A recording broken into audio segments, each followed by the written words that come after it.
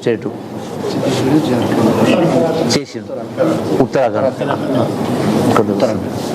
అయితే మరి ఆ రోజున తెలంగాణ ఎందుకు రాలేదు? తెలంగాణ ఉద్యమం అప్పుడు కూడా పీక్ స్టేజ్ ఉన్నదా? పీక్ స్టేజ్ ఉన్నదా లేదా?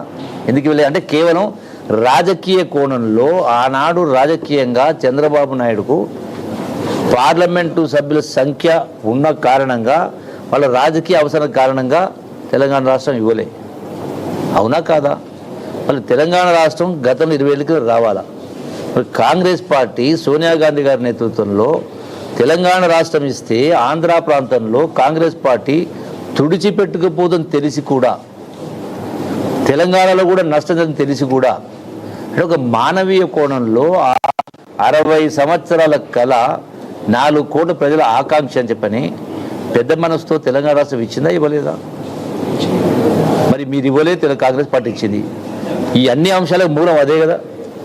ఈ రోజున ఈ మాత్రం ఇలా 2000 పెన్షన్ వస్తూ ఉందన్నా, రైతు భరోసా వస్తూ ఉందన్నా, రుణమాఫీ జరుగుతూ ఉందన్నా, ఇలా సన్న బియ్యమైనా బస్ అయినా ఇవన్నీ సంక్షేమ అధికారులు జరుగుతూ ఉన్నట్టే తెలంగాణ రాష్ట్రం వస్తున్న ఇచ్చింది కాంగ్రెస్ పార్టీ కదా. మరి వాళ్ళకి ఎట్లా అంటే తెలంగాణ కోణం చూసినా మాట్లాడే హక్కు లేదు. పోనీ అభివృద్ధి పరంగా చూసినా కూడా ఇలా I think subject to correction 50 లక్షల కోట్ల కేంద్ర బడ్జెట్ అనుకుంటా. రాష్ట్రానికి ఎక్కడ ఏ ప్రాజెక్టు హోదా ఇచ్చిండ్రు, ఎక్కడ నిధులు ఇచ్చిండ్రు, ఎక్కడ జరుగుతూ ఉంది? గొప్పలు చెప్పుకోవడం తప్ప. కాబట్టి వాళ్లకు ఈ ప్రభుత్వాన్ని విమర్శించే నైతిక హక్కు లేదు. ఏదైనా వాస్తవానికి దగ్గర మాట్లాడాలి కానీ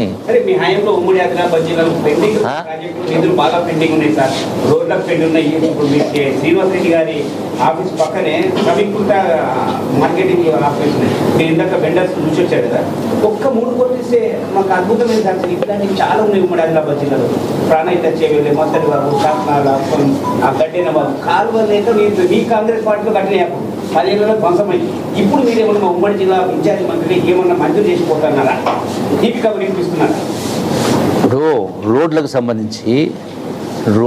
సంబంధించి రాష్ట్ర ప్రభుత్వం ఇప్పుడు అంటే దట్ హైబ్రిడ్ అంటాము, దాని కింద ఐ థింక్ ఆల్మోస్ట్ ఒక అప్రాక్సిమేట్లీ 15,000 కోట్ల రూపాయల టెండర్స్ పిలవడానికి సిద్ధమైంది.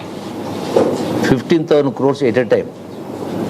అంటే ప్రైవేట్ పార్ట్నర్షిప్ ద్వారా, బ్యాంకు ఫండింగ్ ద్వారా, స్టేట్ గవర్నమెంట్ కాంట్రిబ్యూషన్ ద్వారా ప్రతి గ్రామం నుంచి బీటీ రోడ్డు లేని గ్రామం నుంచి మండల హెడ్ క్వార్టర్స్కు విధిగా బీటీ రోడ్, డాంబర్ రోడ్డు, గ్రామం నుంచి district head quarters double road, సుమారుగా 15 కోట్ల రూపాయలు పంచాయతీ రాజ్ అండ్ ఆర్ఎండ్ రోడ్స్ ఇవన్నీ కూడా టెండర్ పిలవడం జరిగింది.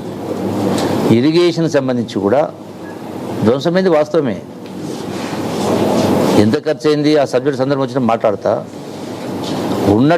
ఉన్నటువంటి పరిస్థితుల్లో కేంద్ర ప్రభుత్వ సహకారం లేదనేది వాస్తవం. అంటే అయినా కూడా ఈ ప్రభుత్వం చేసే కార్యం చేస్తుంది. ఈ రోజు దాకా ఎక్కడ కూడా ₹1 పన్ను పెంచలే, అయినా కూడా ఇన్ని పనులు చేస్తూ ఉన్నాం. డెఫినెట్గా ఇరిగేషన్ సంబంధించి కూడా వాటిపైన కూడా చర్చలు జరుగుతూ ఉన్నాయి, వాటిపైన నిర్ణయాలు తీసుకుంటా ఉన్నాం. డెఫినెట్గా ఇరిగేషన్ ప్రాజెక్ట్ సంబంధించి కూడా ముందుకు వెళ్ళే కార్యక్రమం జరుగుతుంది. క్యాబినెట్ అప్రూవల్ లేకుండానే కాళేశ్వరం అనేది కట్టారు అని అంటున్నారు. అప్పుడు క్యాబినెట్ లో మీరు ఉన్నారు, ఇప్పుడు క్యాబినెట్ లో ఉన్న మంత్రులు కూడా మేము మా దగ్గర చర్చ జరగాలి అని కొంతమంది చెప్తున్నారు. నిజంగా చర్చ జరిగితే కాళేశ్వరం నిర్మాణం జరిగే టైంలో ఆ ప్రభుత్వం ఏకఛత్రాధిపత్యం నడిచింది. ఇంతకుముందు చెప్పిన ప్రజాస్వామ్యం లేదు, నిర్ణయాలన్నీ కూడా ఒక రాజులాగా ఏకఛత్రాధిపత్యం నడిచింది. చాలా విషయాలలో లెక్కలు ఉన్నాయి.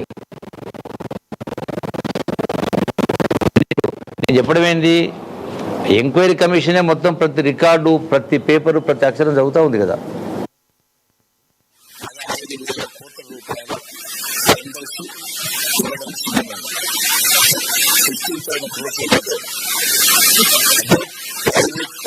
ద్వారా, బ్యాంకు ఫండింగ్ ద్వారా, స్టేట్ గవర్నమెంట్ కాంట్రిబ్యూషన్ ద్వారా ప్రతి గ్రామం నుంచి బీటీ రోడ్డు లేని గ్రామం నుంచి మండల హెడ్ క్వార్టర్స్కు విధిగా బీటీ రోడ్ డాంబర్ రోడ్డు, గ్రామం నుంచి district head quarters double road, సుమారుగా 15 కోట్ల రూపాయలు పంచాయతీరాజ్ అండ్ ఆర్ఎండ్ రోడ్స్, ఇవన్నీ కూడా టెండర్ పిలవడం జరిగింది. ఇరిగేషన్ సంబంధించి కూడా ధ్వంసమైంది వాస్తవమే. ఎంత ఖర్చు అయింది ఆ సబ్జెక్ట్ సందర్భం వచ్చిన మాట్లాడతా.